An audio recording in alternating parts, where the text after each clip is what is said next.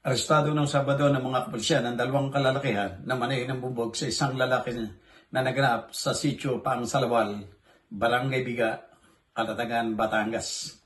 Ang biktima na kilala ay si alias Estoy, 26, at ang mga sospek ay nakilalang sina alias Pido, 31 manggagawa, at alias Alan, isang kooperador, lahat ay residente ng nasabing barangay.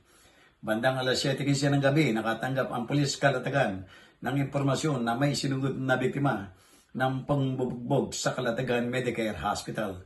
Sa investigasyon, ang biktima at ang kanyang asawa ay sakay ng motorsiklo at dumadaan malapit sa tirahan ng mga sospek nang biglang sumigaw si alias Pido, hinawakan sa kamay nang walang anumang malinaw na dahilan at biglang sinuntok niya sa muka ang biktima.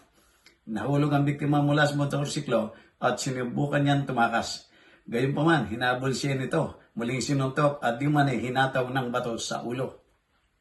Inaawat ng asawang biktima ang suspect nang dumating si alias Alan na may dalang sanga ng puno at ibinigay ito kay alias Pido.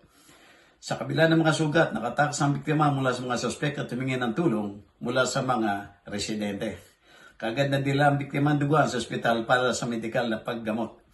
Ang mga suspect ay kasalukuyang nasa kustodiya ng Calatagan habang ang kaso para sa frustrated homicide ay inihahanda para isampa sa Batangas Provincial Prosecutor's Office. Jojo Cesar Magsumbalugulat para sa journalnews.com.ph.